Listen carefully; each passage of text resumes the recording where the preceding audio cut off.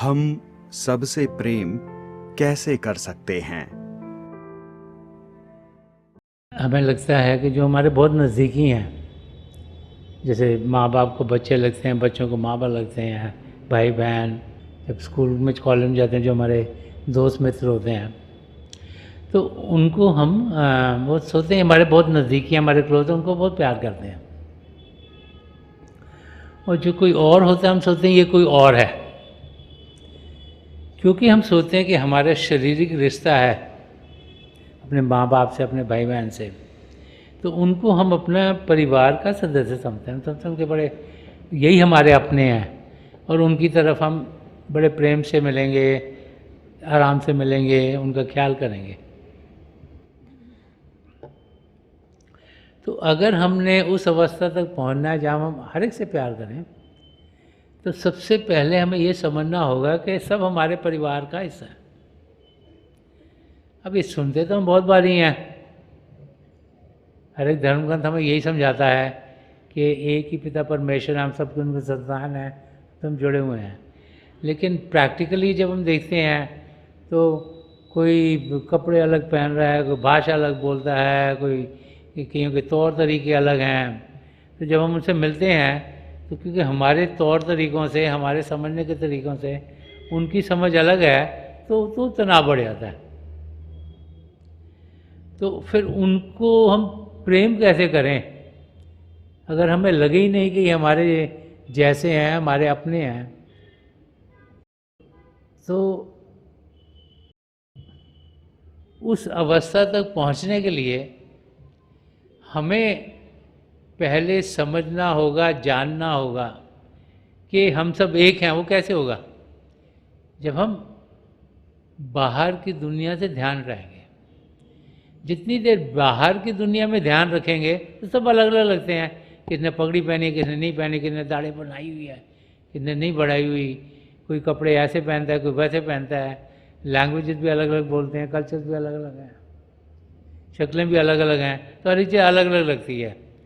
लेकिन जब हम ध्यान टिकाते हैं, ध्यान अंदर की ओर करते हैं, तब जाके हमें समझ में आता है कि एक दुनिया और भी है, जो रूहानी दुनिया है, जो प्रेम की दुनिया है, जहाँ सुख ही सुख है, चैन ही चैन है। क्योंकि जब भी हम ध्यान टिकाते हैं, मेडिटेट करते हैं, तो बड़ा सुकून मिलता है हमें। और जैसे जैसे हम शब्द के साथ जुड़ते हैं और अंदर की दुनिया में बढ़ते हैं, और जैसे जैसे इंसान की तरक्की होती है, जब चौथी मंजिल तक पहुंचते हैं, तब जाके समझ में आती है कि हम हैं कौन। क्योंकि पिंडी शरीर, अंडी शरीर, ब्रह्मंडी शरीर तीनों हट गए। जितनी देर ये हमारे ऊपर रहते हैं तब तक तो हम यही सोचते हैं हम ये शरीर ही हैं, हमें और कुछ समझ में नहीं आता। लेकिन जब उससे पार जाते हैं, क्योंकि हमारी आत्मा के ऊपर खाली थोड़ा सा पर्दा होता है, तो हम वहाँ पर जाकर समझ पाते हैं कि हम सही मायनों में एक आत्मा है। जब उससे आगे बढ़ते हैं, सचखंड तक पहुँचते हैं, हमारी आत्मा का मिलाप परमात्मा में होता है, हमारे सदगुरु की दया में से, तो तब जाके हमें समझ में आता है कि प्रभु और हम एक ही हैं। पहले तो हमने सुना तो होता है कि हम सब प्रभु की संतान हैं, लेकिन एक्सपीरियंस नहीं होता। सुनना कुछ और है, देखना कुछ और है, अनुभव करना कुछ और है। अब जैसे आम है, अगर आम को आपने देखा, किसने कहा ये आम है, तो आपने कहा हाँ ये आम है। किसने कहा ये तो मीठा होता है।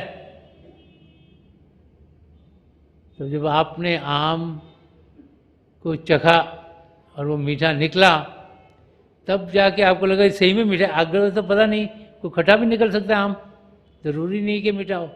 तो आपको समझिएगा ये वाला आम मीठा निकलता है, ये वाला नहीं निकलता। आपने खाया है तब समझ में आया, नहीं तो कहते हैं आम मीठे होते हैं सारे।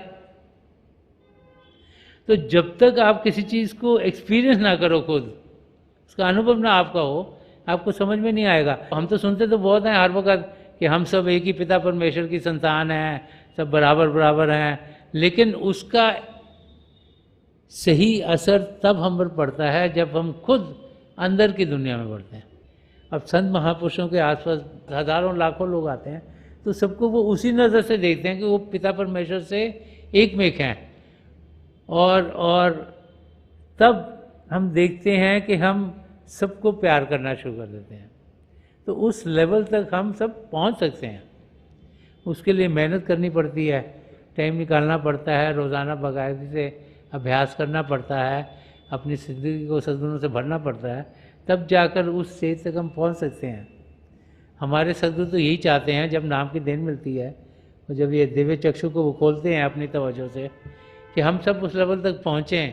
लेकिन कुछ हिस्सा हमारा भी है।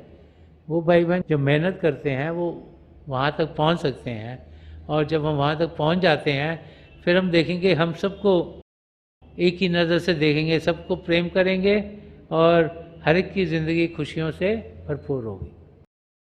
क्या सद्गुणों को अपने जीवन में ढालने से अंदरूनी तरक्की होती है?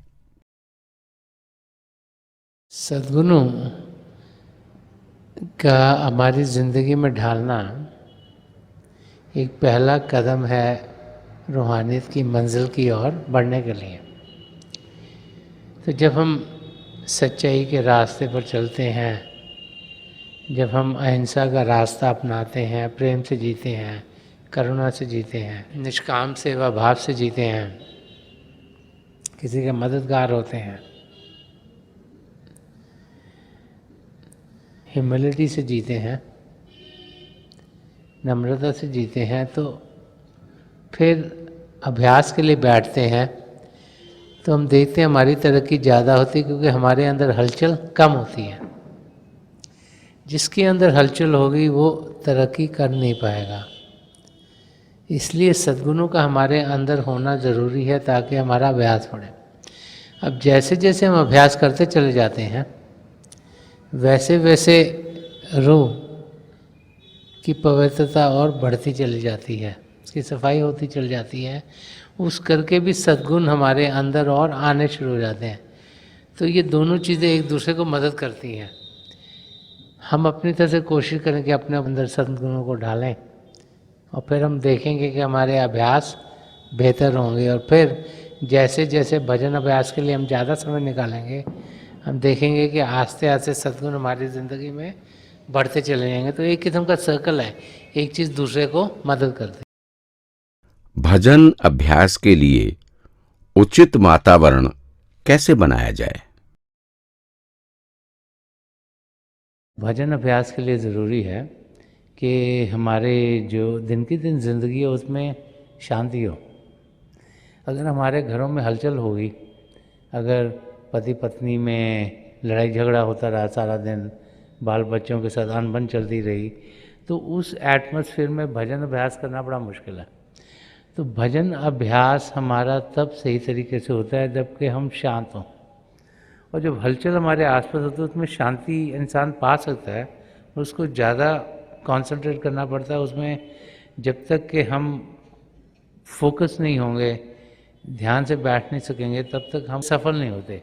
इसलिए हमारा भजन अभ्यास अच्छा हो, उसके लिए ज़रूरी है कि हमारा एटमॉस्फेयर शांत हो। हम सब अपने एटमॉस्फेयर को अच्छा बना सकते, बेटर बना सकते हैं। दूसरा ये ज़रूरी है कि जो हम कहते हैं उस पर हम अमल करें। बहुत से भाई बहन खुद भजन पर बैठते नहीं, लेकिन बच्चों को कहते तुम भजन पर बैठो। जब ऐसे इंसान करता है तो उसके लफ्ज़ों का फिर कोई असर नहीं रहता। तो महापुरुष समझाते हैं कि पहले तो हम अपने आप को बेहतर बनाएं, एक सच्चा इंसान बनाएं, सद्गुणों से भरें। फिर जिनके साथ भी इंटरैक्ट करते हैं कोशिश करें कि वो एटमॉस्फेयर शांत रहे, क्योंकि अगर एटमॉस्फेयर शांत होगा और प्यार वाला होगा तभी ध्यान टिक सकेगा। अगर एटमॉस्फेयर में हलचल बहुत ज़्यादा होगी तो फिर उस हलचल के अंदर शांत होना मुश्किल है। हमारे आसपास हलचल ज़रूर है, हो सकता है पैसों की हलचल हो सकता है कोई रिलेशनशिप प्रॉब्लम्स हो। तो इस हलचल में हमें उस शब्द का सहारा लेना है। वो तो हर वक्त स्टेबल है, वो हिलता जुलता नहीं, वो टिका हुआ है, हर वक्त वैसे रहेगा। लेकिन हमें अपनी आत्मा, जिसका भारी रूप हमारा ध्यान है, जो बड़ी आसानी से इधर हो जाता है, उसको शांत करना है। तो हम हलचल में भी शांत हो सकते हैं, मगर अगर हलचल नहीं होगी तो शांति शायद हम जल्दी से पा सकें। तो हम सब अपने एटमॉस्फेयर्स को बेटर या अच्छा कर सकते हैं, और जब वैसा करेंगे तो हम देखेंगे कि जब हम भजन अभ्यास के लिए बैठते हैं, हमारा ध्यान आसानी से टिकेगा और हम फिर तेज़ी से अपनी मंजिल की ओर कदम बढ़ा पाएंगे। अपने परिवारजनों और प्रियजनों को रूहानियत के महत्व से कैसे अवगत कराएं? सबसे अच्छा तरीका किसी को भी प्रेरित करने का खुद का एग्जाम्पल होता है। घर में जब आपके बच्चे हों तो आप उनको कहो कि तुम ये मत करो, तुम वो मत करो। जैसे बहुत से लोग जो सिगरेट पीते हैं, बच्चों को कहते हैं तुम सिगरेट मत पिया करो, इवन जब बच्चे बड़े हो जाते हैं। लेकिन वो खुद अगर सिगरेट बाथरूम में जाके पीते हैं तो बच्चों को सब समझ में आ जाता है क्या हो रहा है। तो हम खुद अगर अच्छा इंसान बनेंगे तो जो हमारे परिवार के लोग हैं, चाहे वो नॉन सत्संगी हों, उन पर भी हमारे बिहेवियर का, हमारे कैरेक्टर का अच्छा असर पड़ेगा। तो किसी को अगर प्रेरित करना है तो हमको खुद एक अच्छा इंसान बनना है। अगर हम खुद बाकायदगी से भजन अभ्यास करते हैं तो हम देखेंगे कि जो हमारे तौर तरीके हैं वो ऐसे होंगे जिसमें कि सुख, चैन और शांति हमसे औरों तक पहुँचे। और जब ऐसे होता है तो जो हमारे परिवार में रहते हैं उनको भी समझ में आना शुरू हो जाता है कि इस इंसान में कुछ अच्छी चीज़ है। जब किसी को लगता है कि कुछ चीज़ अच्छी है तभी वो पाने की कोशिश करता है। तो अगर उनको हर समय बोले नहीं तुम सत्संग में जाओ, तुम सत्संग में जाओ, तुम सत्संग में जाओ, और हमारी ज़िंदगी ऐसी हो जब हम लड़ाई झगड़ा करते रहें और गुस्सा दिखाते रहें और हर एक की गलतियाँ निकालते रहें, तो फिर उनको भी लगता है कि इस सत्संग में जाके इन्होंने पाया क्या है, हम क्या इनसे पाएंगे। लेकिन जब हमारी ज़िंदगी शांति से भरपूर होगी, जब हम प्रेम से जिएंगे, जब हम औरों के मददगार होंगे, तो जिनसे भी हमारे रिश्ते नाते हैं उनको ये समझ में आ जाता है कि ये इंसान सिर्फ अपने लिए नहीं, हम सबकी बेहतरी के लिए जी रहा है। और जब ऐसी समझ किसी को आती है तो फिर तब वो सोचते हैं कि ये ज्ञान इसने पाया कहाँ से।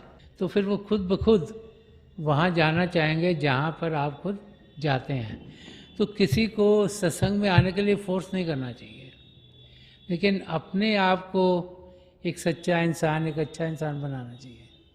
जो सत्संगों में हम सुनते हैं कि हम सच्चाई की ज़िंदगी जिएँ, हम प्रेम से जिएँ, निष्काम सेवा भाव से जिएँ, नम्रता से जिएँ, करुणा से जिएँ, अहिंसा का रास्ता अपनाएं। तो ऐसी ज़िंदगी जब हम जीते हैं तो उसका असर औरों पर बहुत ज़्यादा होता है। फिर वो भी चाहते हैं कि उनकी ज़िंदगी भी हलचल से दूर हो। कोई इंसान नहीं चाहता उसकी ज़िंदगी में हलचल हो, तकलीफ़ें हो। हर एक इंसान चाहता है वो सुख चैन से जिए। तो जब उनको दिखता है कि फैमिली में कोई है जो शांति से जी रहा है, जो हर वक्त गुस्से में नहीं रहता, जिसको जल्दी नहीं पड़ी हुई, जो आराम से बातचीत करता है, तो फिर उसका असर औरों पर भी अच्छा पड़ता है।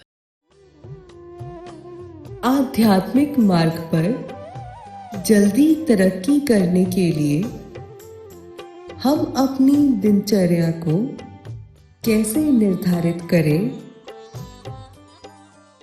जब भी हम प्रभु को पाने के रास्ते पर कदम बढ़ाते हैं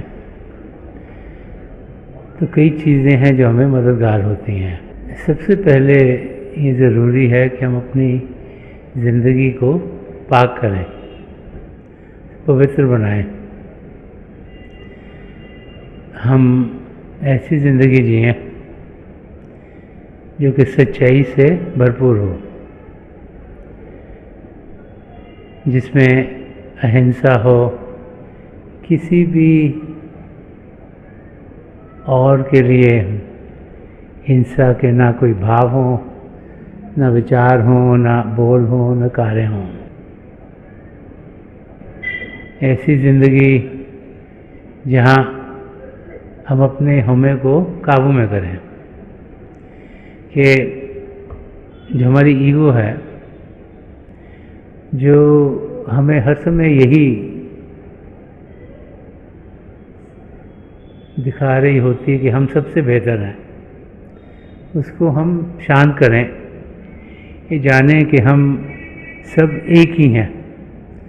औरों से प्रेम से बर्ताव करें, ये न सोचें कि हम उनसे किसी ऊंचे ओहदे पर हैं, और हर एक को बराबरी की नज़र से ही देखें। ये भी ज़रूरी है कि हम औरों के मददगार हों। हर एक इंसान को प्रभु ने जो जो उस शरीर में उनको चाहिए, वो ज़िंदगी जीने के लिए वो दिया है। किसी का अगर दिमाग तेज चलता है तो किसी का शरीर ज़्यादा तंदुरुस्त है। कोई ऐसा इंसान है जो औरों का दुख दर्द सुन सकता है, कोई ऐसा इंसान है जिसकी किस्मत में सिर्फ पैसे ज़्यादा लिखे हुए हों। तो हर एक को जो जो उनकी ज़िंदगी के लिए चाहिए, जो उनको मददगार होगा उनके कर्म काटने के लिए, वो प्रभु उनकी ज़िंदगी में देते हैं। 75% हमारी ज़िंदगी तो उसी पर निर्भर है। 25% है हम कि जो हमें मिला उसका हम इस्तेमाल कैसे करते हैं। तो जो प्रभु ने हमें देने दी हैं, जितनी हमें अपने लिए चाहिए हम इस्तेमाल करें, बाकी औरों की मदद में लगाएं, कि औरों के मददगार हों।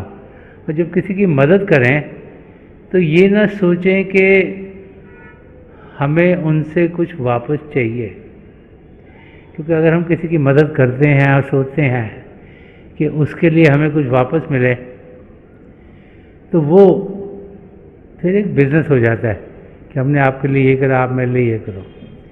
लेकिन जब हम किसी की मदद करते हैं और दिल में कोई ऐसे विचार नहीं होते कि हमें इसके लिए कोई वापस मिलना चाहिए, तब हम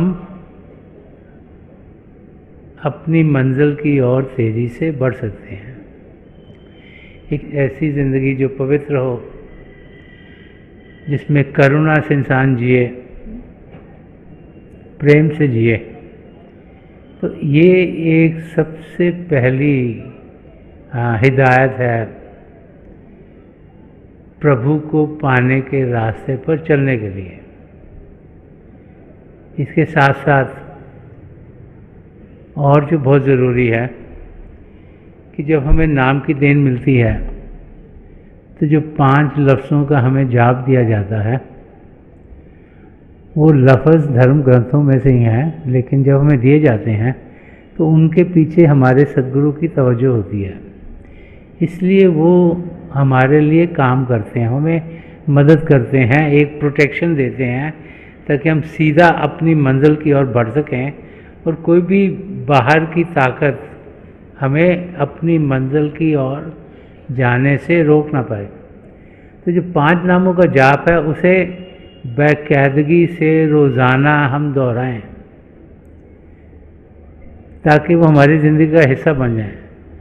और दिन में जब भी कुछ ऐसे कार्य करें जिसमें कोई मेंटल एक्टिविटी, दिमागी काम ना हो, उसमें हम 5 नामों का जाप करें। जाप मन ही मन करना है। जितना ज़्यादा 5 नामों का जाप करेंगे, उतना हम देखेंगे कि जब हम अभ्यास के लिए बैठेंगे, हमारी तरक्की अपनी मंजिल की ओर तेज़ी से होगी। तो तीसरी चीज़ है जो वही इम्पोर्टेंट है, वो ये है कि हम अभ्यास रोज़ाना करें। ये ना सोचें कि रोज़ाना तो काम पे जाना है, समय मिल नहीं रहा, वीकेंड में छुट्टी होगी तब करेंगे। रोज़ाना बाकायदगी से कुछ समय नियुक्त करें कि इस समय में अभ्यास करेंगे। अगर 2-2.5 घंटे इकट्ठे नहीं बैठ सकते तो उसको तोड़ सकते हैं। 2 बारी बैठ सकते हैं दिन में, 3 बारी बैठ सकते हैं, 4 बारी, 5 बारी बैठ सकते हो, लेकिन आधे घंटे से कम बैठने का बहुत ज़्यादा फ़ायदा नहीं होता। तो जो भी हमारे को सूट करता है, और जितनी ज़्यादा देर हम इकट्ठा बैठेंगे उतना हमारे लिए फ़ायदामंद है। क्योंकि लेट्स से कि आप 2.5 घंटे के लिए इकट्ठा बैठ सकते हो, तो हो सकता है आपको 5-10 मिनट लग जाएँ सिमटते सिमटते, तो आपके पास इतना ज़्यादा समय, अगर आप जैसे 5 बारी बैठते हो आधे घंटे के लिए, तो 10 मिनट तो आपको सिमटते ही लग जाएंगे, फिर 20 मिनट के लिए अभ्यास कर पाओगे। जितना लंबी देर तक बैठोगे उतना फ़ायदा है। लेकिन कई बार इंसान नहीं बैठ सकता ज़्यादा देर तक, या उसकी काम के कुछ ऐसी चीज़ें हैं जो है, तो कोशिश करें कि हम ज़्यादा से ज़्यादा देर बैठ सकें, लेकिन कुछ टाइम नियुक्त करें कि इस समय पर हमने बैठना है। वो बहुत ज़रूरी है। हमें से बहुत से भाई बहन हैं जिन्होंने टाइम नियुक्त करा होता है कि उन्होंने ब्रेकफास्ट कितने बजे खाना है सुबह, क्योंकि उनको काम पे जाना है, चाहे वो 7 बजे खाएँ, 6 बजे खाएँ, 8 बजे खाएँ, 9 बजे खाएँ, जैसे काम पे जाना होता है उस लिहाज से हर एक ने ज़िंदगी में सोचा होता है कि ब्रेकफास्ट मेरे को इतने बजे करना है। लंच डिपेंडिंग ऑन किस किन को काम कर रहे हो वो भी फिक्स होता है, कोई 12 बजे खाता है, कोई 1 बजे खाता है, कोई 2 बजे खाता है, कोई 2:30 बजे खाता है। और डिनर भी ज़्यादातर विद इन एन आवर, कि हाँ जी हमने 7 बजे खाना है, कि 8 बजे खाना है, कि 9 बजे खाना है, कि 10 बजे खाना है। ज़्यादातर अपनी ज़िंदगी हमने फिक्स करा होता है। क्यों? कि हमें लगता है कि शरीर को खुराक की ज़रूरत है, और जब वो गैप बढ़ जाता है तो हमें लगता है ओहो मेरे को खाना चाहिए कुछ ना कुछ। ऐसे ही जो अभ्यास करना है वो रूह को खुराक देना है। हमें समय फिक्स करना चाहिए अपने लाइफ स्टाइल को देख के कि कब कब हम अभ्यास कर सकते हैं, और फिर उसको उसी समय पर करना बहुत ज़रूरी है। नहीं तो क्या है, ज़िंदगी में इतनी सारी चीज़ें, इतने सारे खिंचाव हैं जो हमें किसी और चीज़ में ले जाते हैं, और लगता है ये भी बहुत ज़रूरी है, वो भी बहुत ज़रूरी है, वो भी बहुत ज़रूरी है, तो जो काम करना है वो रह जाता है, बाकी काम हो जाते हैं। तो प्रायोरिटी देनी है कि हमने अपनी रूह को खुराक देनी है, तो हमने अपनी आत्मा के लिए अभ्यास के लिए बैठना है, तो समय नियुक्त करना बहुत ज़रूरी है। फिर उसको अमल करना कि रोज़ाना हम अभ्यास के लिए बैठें, वो बहुत ज़रूरी है। तो जब हम इस किस्म की ज़िंदगी जिएंगे तो हम अपने मकसद की ओर तेज़ी से बढ़ पाएंगे।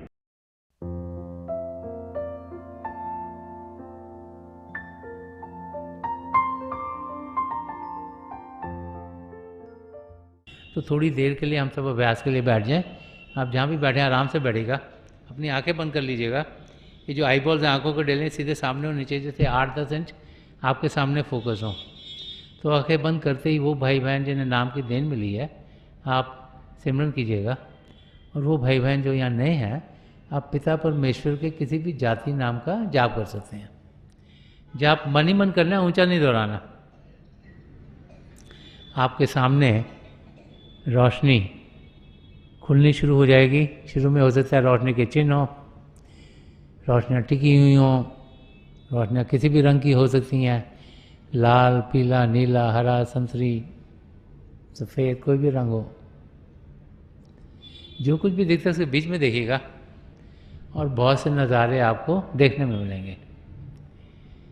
मेरी प्रभु के चरण कमलों में जो पिछली सेंचुरी के महापुरुष हुए हजूर बाबा सावन सिंह जी महाराज, परम संत कृपाल सिंह जी महाराज, दयाल पुरुष सुदर्शन सिंह जी महाराज की चरण कमलों में यही प्रार्थना है कि जो जो हम सबके लिए बेहतर हो वही हमारी ज़िंदगी में ढले। इन महापुरुषों की इतनी दया में रहो कि हम सबके साथ जुड़ें और अपने भीतर प्रभु की ज्योत के दर्शन कर पाएँ। थोड़ी देर में मैं आपको इस बैठक से उठाऊँगा, और मेरी शुभकामनाएं आप सबके साथ हैं।